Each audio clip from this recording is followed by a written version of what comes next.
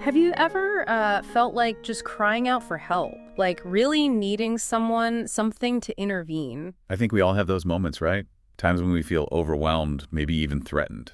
Well, today we're going deep, way back in time, into a text that captures that feeling, that desperation, in a really powerful way. Oh, sounds intense. Yeah. What text are we talking about? We're diving into Psalm 83 from the New Living Translation of the Bible. Okay, Psalm 83. And what makes this text so uh, desperate sounding?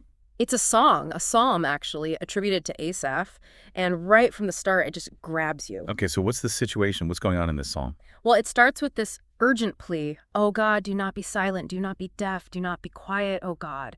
You can feel the fear, the need for action. Wow, that's a powerful opening, and definitely sounds like things are pretty serious. So who is this plea directed at? Who are the enemies here? And that's where things get really interesting. It's not just one enemy, but a whole bunch of them listed out one by one.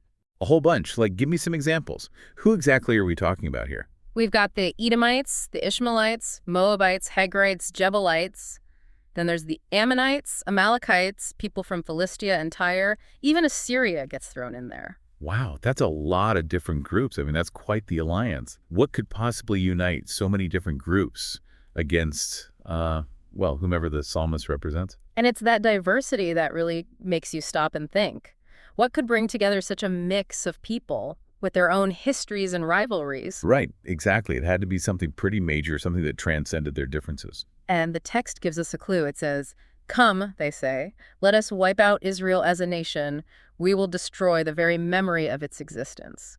Wipe out Israel. Wow, that's not just about conquering land or taking resources. That's about completely erasing an entire people. That's chilling. And it wasn't just some spur-of-the-moment thing. The text is very specific. It says, yes, this was their unanimous decision. They signed a treaty as allies against you.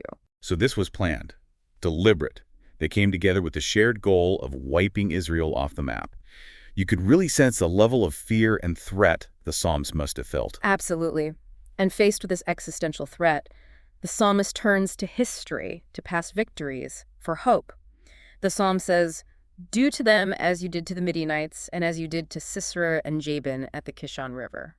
Invoking those past victories, those moments when divine intervention seemed to turn the tide. I see what they're doing there. Exactly. It's a plea for a repeat performance, so to speak. Yeah. And those were decisive victories. The text even mentions the destruction at Endor, the imagery of corpses enriching the ground, as a stark reminder of what happened. So appealing to a higher power to act as they've acted before.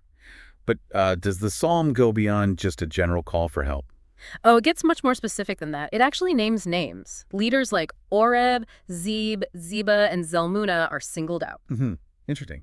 Naming specific enemy leaders. Yeah. So it's not just about defeating an army, it's about dismantling the leadership, the structure of this whole alliance. Exactly. It's like targeting the head of the snake, hoping to cripple the enemy from within. Makes sense. It's a strategic plea, you could say.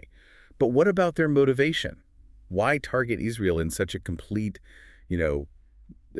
almost obsessive way? Well, the text gives us a hint. It says, "Let us seize for our own, use these pasture lands of God." Uh-huh. So maybe it's not all about hatred or ideology. There's a more tangible motive here. Land, resources, the potential for economic gain. It paints a more complex picture, doesn't it? It suggests that behind this terrifying threat of erasure, there might also be these very human desires for, well, stuff. Right, for possessions, for territory. It adds another layer to the story. And the language used to describe what the psalmist wants to happen to these enemies, it's pretty intense. Oh, how so? Like what kind of language? Words like scattered like tumbleweed, like chaff before the wind, consumed by fire, pursued by fierce storms. It paints a picture of utter chaos and destruction. Wow, that's some powerful imagery. So the psalmist isn't messing around. They want to see their enemies completely taken down. Yeah, but it's not just about revenge or destruction for its own sake.